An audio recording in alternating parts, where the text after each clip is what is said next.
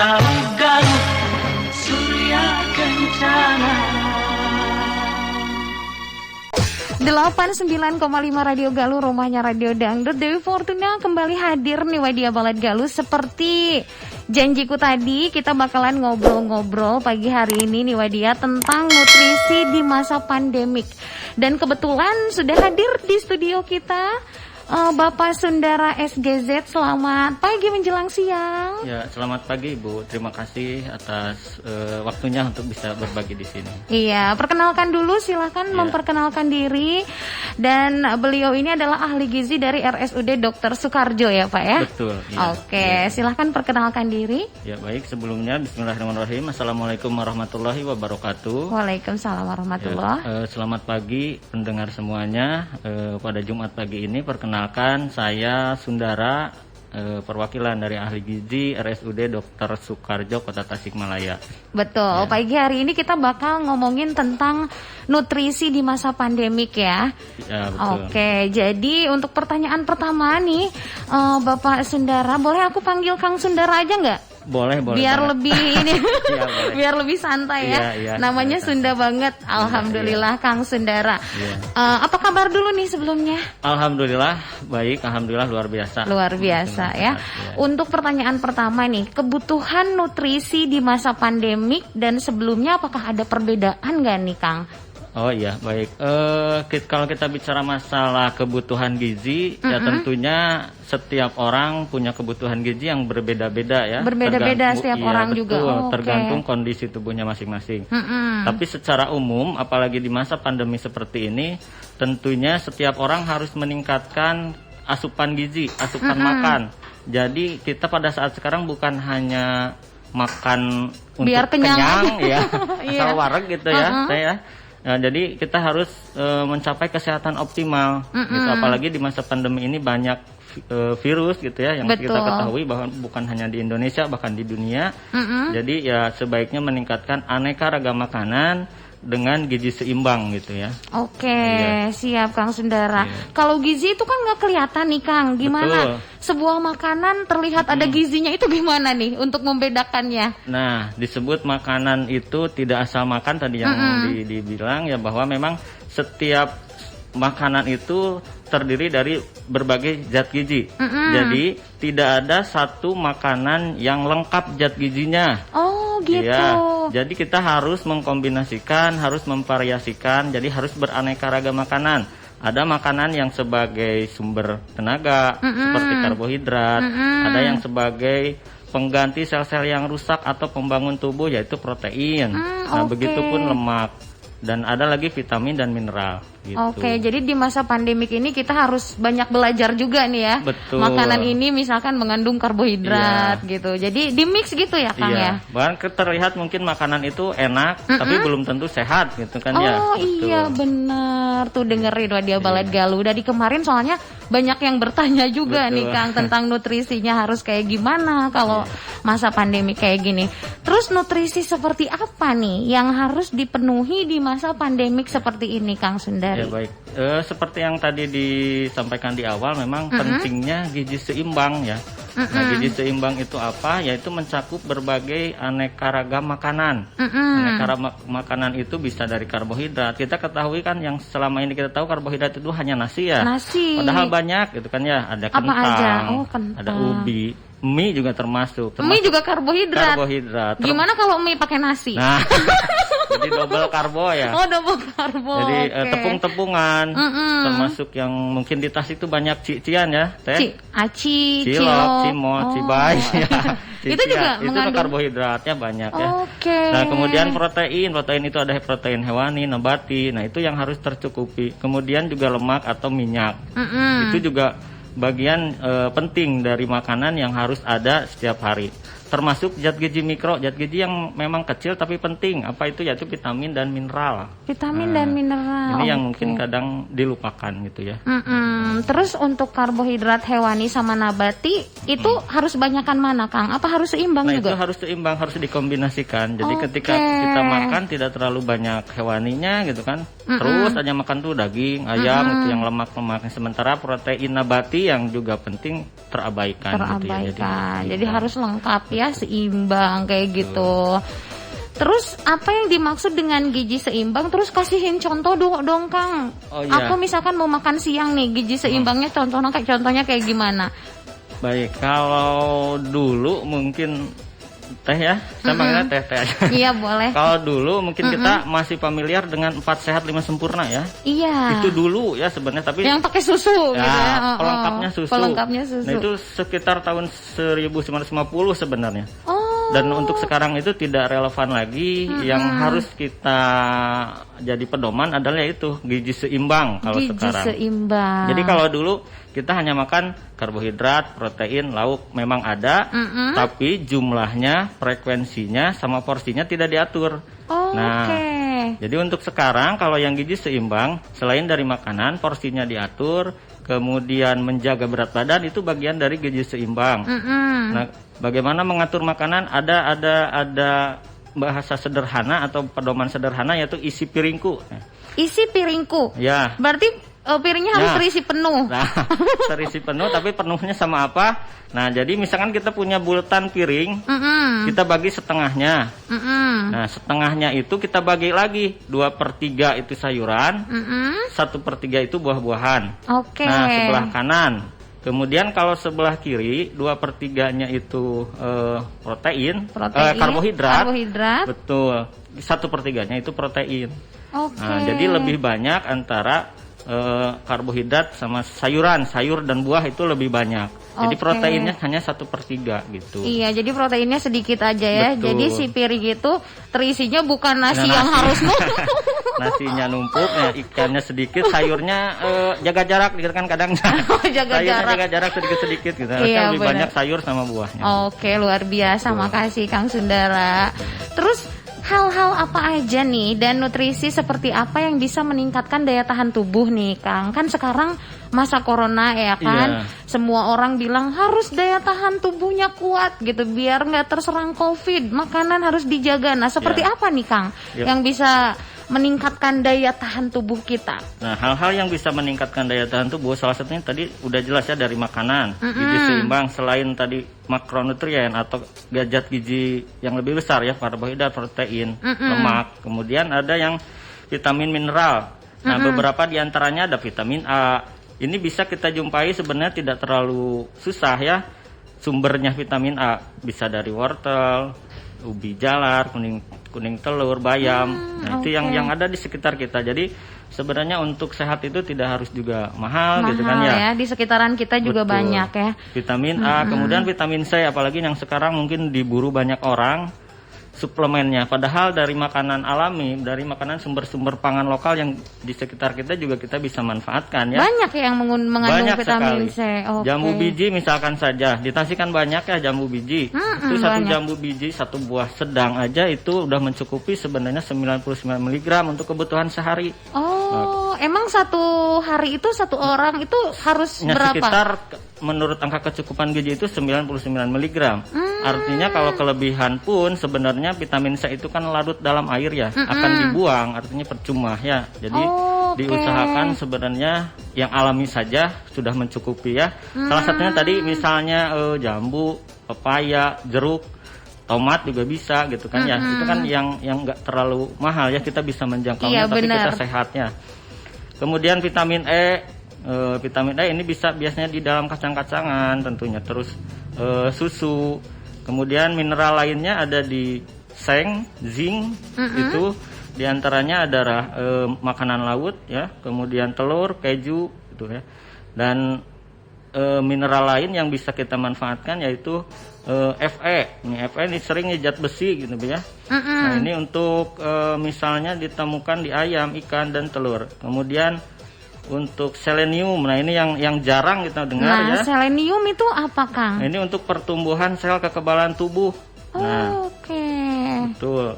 Kemudian ini selenium bisa pada kacang-kacangan, daging, sereal dan bawang putih. Jadi sebenarnya jenis bahan makanannya ada di sekitar kita gitu ya. Benar, gampang banget ini ya, menjumpainya. Betul. Itu mungkin beberapa di antaranya seperti itu. Dan mungkin selain dari makanan tadi, hal-hal yang bisa meningkatkan daya tahan tubuh yaitu dari olahraga. olahraga juga Betul. harus ya. Olahraga juga penting Oke. untuk meningkatkan antibodi di dalam tubuh kita ya. Kemudian tentunya prokesnya tetap ya, cuci tangan. Ini cuci tangan apalagi sebelum makan, setelah makan ataupun setelah aktivitas atau sebelum aktivitas, cuci tangan juga harus rutin ya Mbak. Betul. Cuci tangan pakai sabun ya. Tentunya ya. Tentu.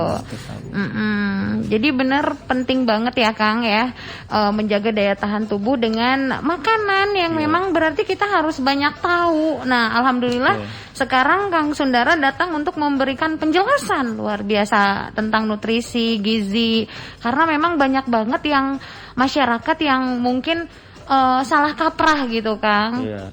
Jadi ternyata aku juga baru tahu tuh vitamin C itu kalau misalkan terlalu banyak di tubuh nanti dikeluarkan dong. Betul, jadi mubazir gitu ya. Jadi kita memang kalau berlebihan itu kurang baik juga ya. Jadi gizi seimbang itu cukup katanya, tidak berlebih ataupun tidak kurang. Oke, terus aku mau sedikit nanya, kalau misalkan ada orang yang diet gimana nih Kang? Dia diet tapi di masa pandemi kayak gini. Betul, untuk dietnya sendiri kita harus analisis dulu tentunya ya. Diet apa yang dia lakukan, apakah tidak ada kontra dengan masa pandemi ini. Ya, berbagai diet kan banyak ya, ada yang diet menurunkan berat badan, kemudian diet untuk penyakit tertentu. Nah, ini memang harus ada penanganan khusus, tidak sama seperti yang tadi saya sampaikan.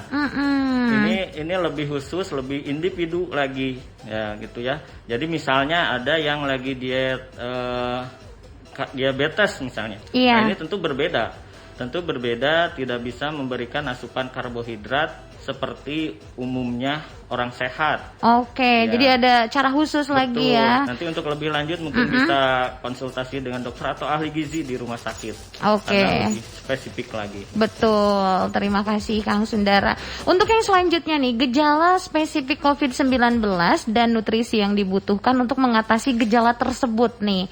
Kang, misalkan ada seseorang yang sudah terkena gejala COVID, itu makanannya seperti apa nih biar gizinya seimbang juga? Iya betul.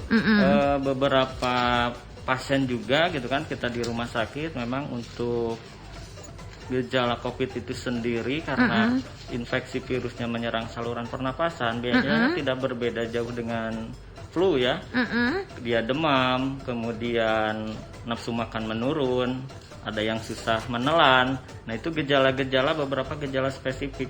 Nah, udah ada gejala gitu tentunya makan jadi males. Jadi males. Jadi kurang ya. Jadi kurang, bagaimana mensiasatinya, nutrisi apa yang harus ditingkatkan. Nah, tentunya beberapa alternatif untuk mengatasi, misalnya kalau kita batuk, tentunya kita harus menghindari makanan yang memicu batuk atau menambah radang, misalnya makanan dingin, goreng-gorengan. Nah, itu sebaiknya harus mulai dihindari, apalagi makanan-makanan berminyak ya. Nah, ini favorit biasanya. Iya benar, orang Sunda mah resep gorengan.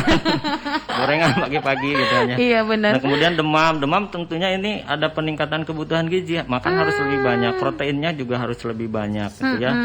Kemudian beberapa pasien mengeluh hilang penciuman juga ada gitu kan.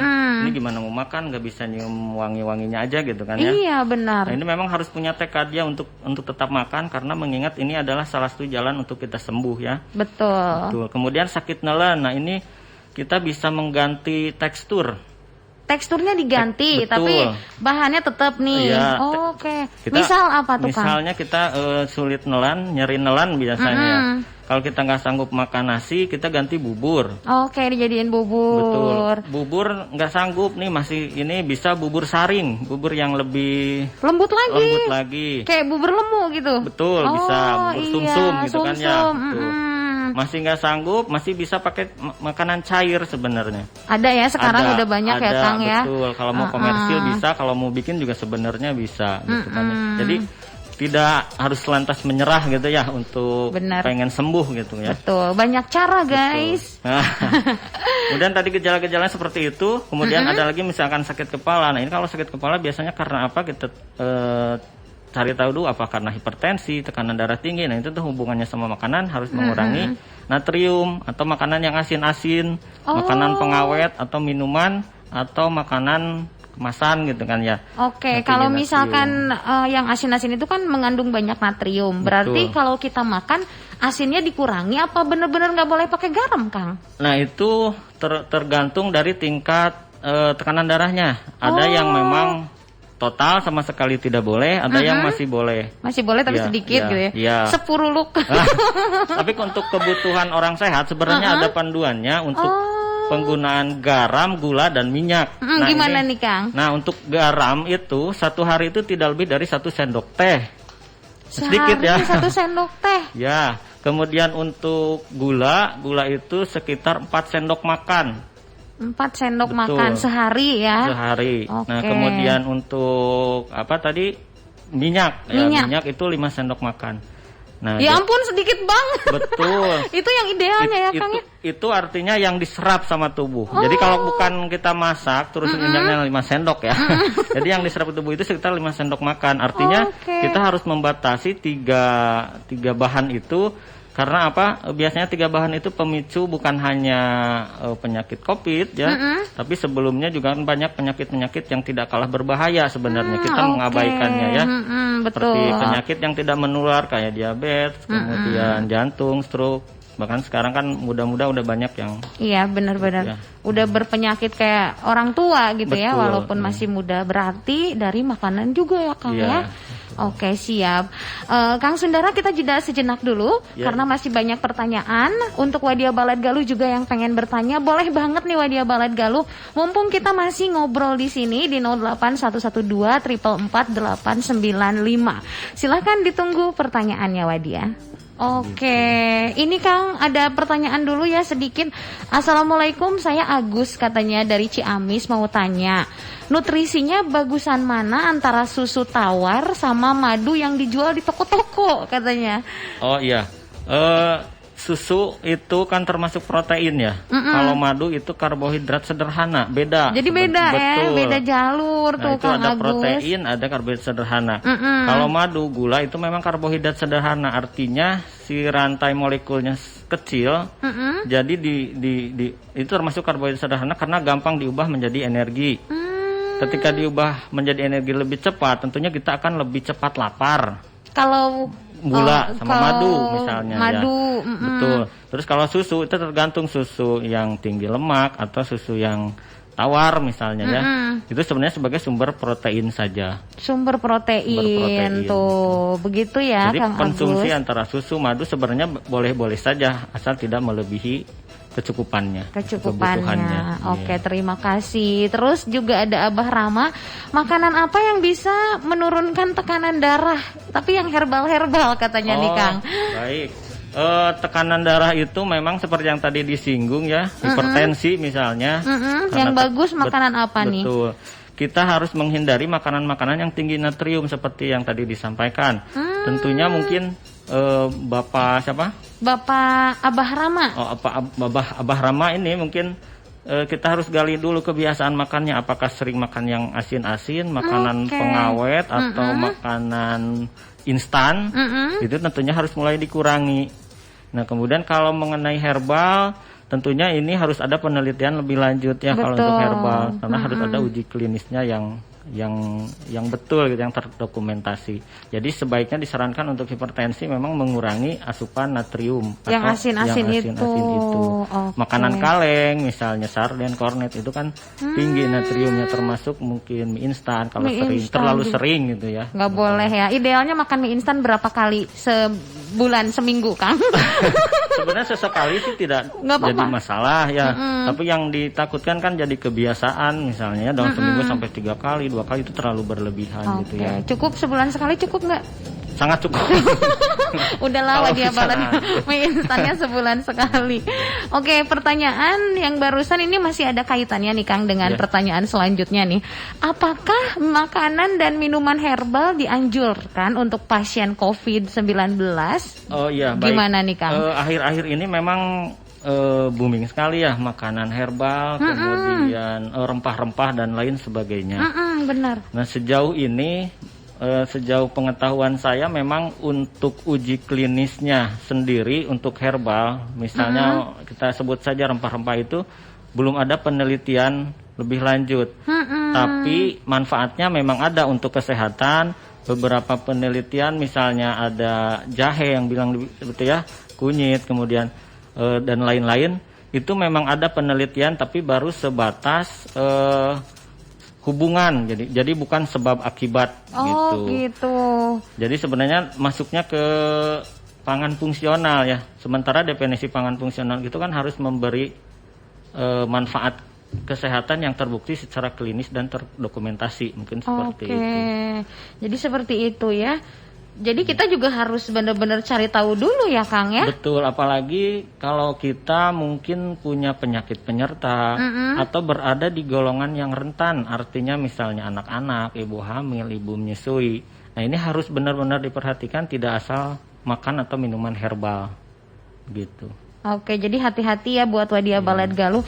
Apalagi zaman sekarang banyak iklan-iklan yang simpang siur ya Kang ya. Iya, betul. Jadi sebaiknya makan makanan aja yang secara alami, yang sebenarnya di dalam makanan itu juga udah banyak zat gizi yang bisa meningkatkan imunitas kita. Oke, jadi kalau misalkan kita nggak minum multivitamin lain atau mungkin suplemen makanan lain, tapi kita nyarinya dari makanan-makanan yang biasa kita temuin, itu bisa juga Kang? Iya, jadi sebenarnya suplemen atau tambahan makanan itu kan namanya juga tambahan ya. Kalau kita merasa belum tercukupi. Oh, kalau kita merasa belum tercukupi, betul, baru pakai suplemen makanan. Oke. Atau memang dalam kondisi sakit yang memang sesuai anjuran dokter itu harus ditambah suplemen gitu. Oke. Tapi kalau kita sehari-hari, aktivitas rutin sehari-hari kita normal sehat, sebenarnya dari makanan juga sudah tercukupi ya. Oke. Untuk anak-anak nih Kang Sundara, untuk anak-anak sama orang dewasa ini sama nggak untuk asupan gizinya, apa berbeda? Baik, untuk anak-anak apalagi di masa pertumbuhan ya, di masa pertumbuhan dan perkembangan tentunya ini harus lebih meningkatkan sumber zat gizi yang tadi disebutkan sebenarnya. Ya jadi hampir sama, apalagi mungkin untuk lebih anak-anak. Jadi secara individu kita harus melihat dulu berat badan, tinggi badan dan lain sebagainya. Oke, itu mempengaruhi ya tinggi badan sama berat badan. Berarti kalau logikanya anak kecil berarti lebih sedikit dong yang harus dikonsumsinya gizinya Kang. Iya, gitu nanti tergantung memang melihat kondisi berat badan, tinggi badan. Oke. Gitu. Ini ada yang masuk juga Bapak HN Fauzi, Bapak Haji Fauzi, selamat pagi menjelang siang. Kang Sundara mau tanya, katanya olahraga apa yang sesuai buat usia 76 tahun yang ideal sama gizinya juga katanya. Jadi minta tips nih dari Kang Sundara. Untuk lansia ya, ketika memang usia bertambah tentunya fungsi-fungsi organ juga sudah mulai sedikit menurun. Tentunya olahraga yang disarankan tidak terlalu berat ya. Apa tuh Kang? Misalnya hanya jalan atau jogging misalnya di sekitar rumah gitu kan. Jadi tidak melakukan olahraga yang mengangkat beban. Itu tidak disarankan sebaiknya. Jadi jalan-jalan pun itu jalan-jalan pun olahraga. Jadi kalau disebut olahraga itu harus terukur dan teratur gitu kan ya. Terukur artinya minimal 30 menit dalam sekali, seminggu bisa 3 sampai 5 kali gitu. Oke, jadi Bapak HN Fauzi dari teras ke dapur, dari dapur ke teras jadi juga itu udah olahraga. Betul, selama 30 menit jalan-jalan aja sambil mungkin berjemur di belakang asal tidak banyak orang, kan sekarang masa pandemi juga ya. Iya benar. Harus diatur juga ya, begitu Bapak HN Fauzi. Terus untuk pertanyaan dari aku sendiri nih Kang, untuk ibu hamil itu sama nggak gizinya sama orang yang normal biasa? Nah, untuk ibu hamil tentunya ada zat gizi yang berbeda ya, lebih banyak karena ada janin yang dikandungnya. Dari mulai kebutuhan karbohidratnya, kalorinya juga ditambah. Apalagi di trimester pertama, trimester kedua, tiga itu ada beberapa perbedaan dan penambahan zat gizi, baik kalori, protein juga bertambah. Nah, kemudian vitamin, mineral. Nah, itu untuk kesehatan ibu dan si bayinya, janinnya ya. Oke. Jadi memang biasanya memang ibu hamil makan lebih dari biasanya. Iya. Jadi sering lapar juga katanya ya. Jadi jangan takut kalau untuk ibu hamil gitu, apalagi diet jangan sampai diet ya. Jadi harus benar-benar gizinya bagus ya Kang Sundara. Oke, yang selanjutnya nih Kang, kebutuhan gizi setelah dinyatakan sembuh dari COVID. Misalkan ada teman aku yang udah dinyatakan sembuh nih dari COVID. Kayak gimana nih kebutuhan gizinya? Ya baik, mungkin setelah masa melewati fase terinfeksi kemudian dinyatakan negatif, tentunya tidak lantas kita beralih lagi menjadi makannya tidak teratur.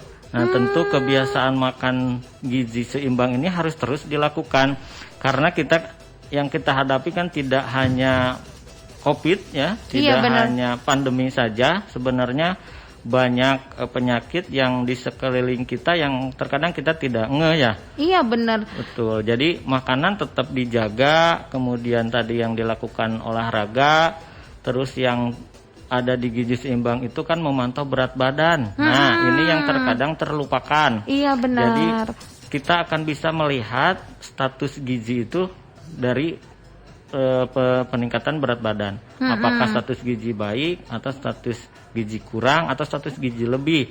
Nah, ini kan yang rentan terkena virus atau terinfeksi mau COVID atau penyakit apapun yang malnutrisi, artinya yang bisa gizi lebih atau juga bisa kurang. gizi kurang. Nah, ini yang lebih rentan, lebih gampang gitu untuk terkena infeksi atau penyakit. Jadi lebih baik dipertahankan saja pola makan yang baik, gaya hidup yang sehat.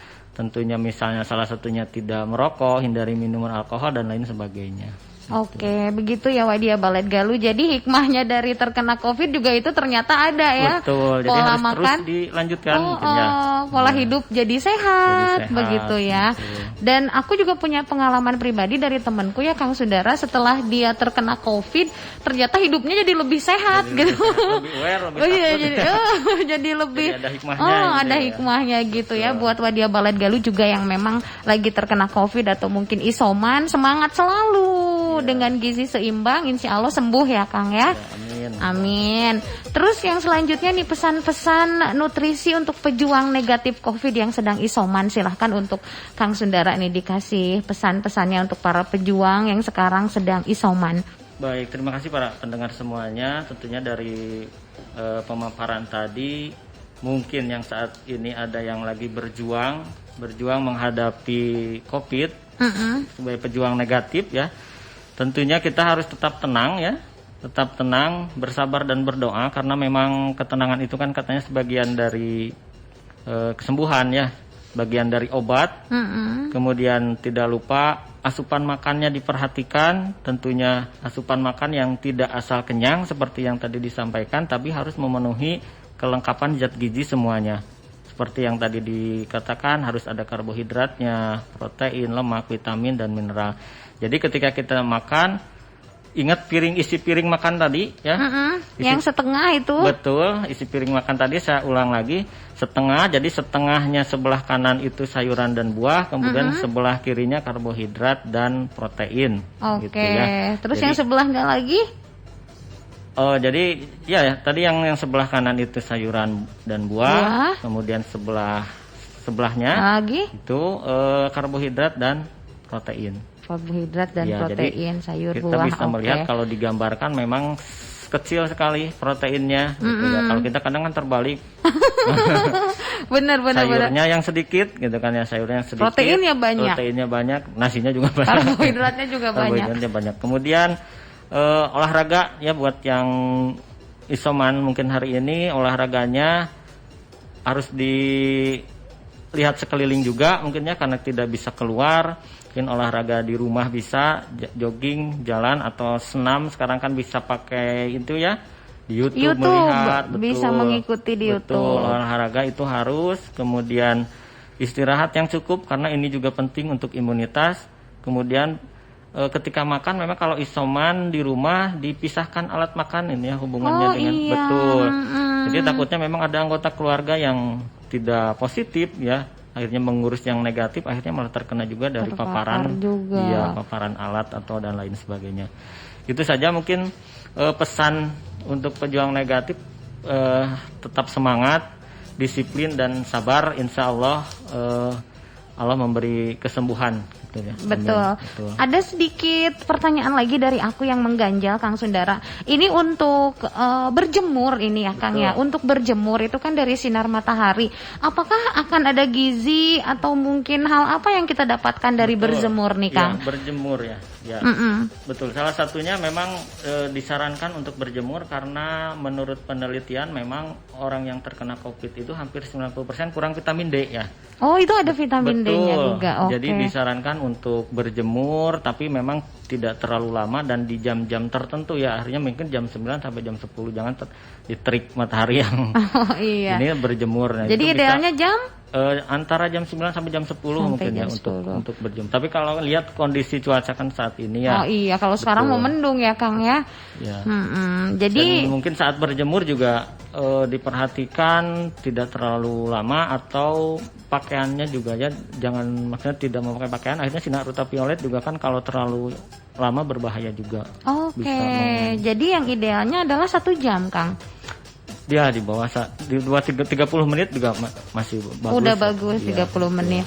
Oke. Tapi kalau misalkan gizinya nggak ada gizinya ya Kang ya, kalau berjemur itu adanya vitamin D asupannya. Betul, kalau cuma berjemur nggak makan nanti. Oh, tetap aja tuh. Jadi berjemur sebagai salah satu untuk mengaktifkan vitamin D ya, karena memang vitamin D kan tidak bisa didapat dari tubuh, tentu harus dari makanan dan salah satunya dari berjemur. Dari berjemur Betul. juga. Kalau misalkan dari makanan vitamin D yang mengandung vitamin D Kang, makanan apa tuh? Kalau misalkan ada orang yang malas berjemur nih, mau makan aja gitu.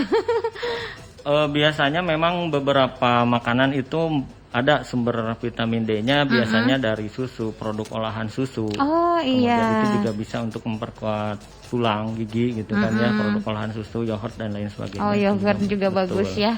Betul. Oke, Kang Sundara terima kasih banyak waktunya. Kita berada di penghujung acara juga. Terima kasih banyak untuk Kang Sundara bersama semua tim dari RSUD Dr. Soekarjo. Selalu sehat dan selalu terdepan melayani masyarakat. Ya, baik. Terima kasih. Mohon maaf atas segala kekurangannya. Mudah-mudahan bermanfaat ilmunya. Oke, sebelum kita pamitan ada hal yang mau disampaikan dulu, Kang Sundara, silahkan. Ya, tetap semangat saja. Kita dalam menghadapi pandemi ini tetap tenang dan terus berikhtiar untuk mencukupi asupan gizi, misalnya salah satunya. Jadi mudah-mudahan kita tetap bisa bertahan. Gitu. Oke, salam bahagia, salam sehat ya. Salam sehat selalu. Semangat terus. Oke, semangat terus. Terima kasih banyak. Kita pamit Wadia Balad Galuh. Itu dia Kang Sundara yang sudah memberikan kita informasi tentang nutrisi dan gizi di saat pandemik. Dewi Fortuna pamit. Wassalamualaikum warahmatullahi wabarakatuh.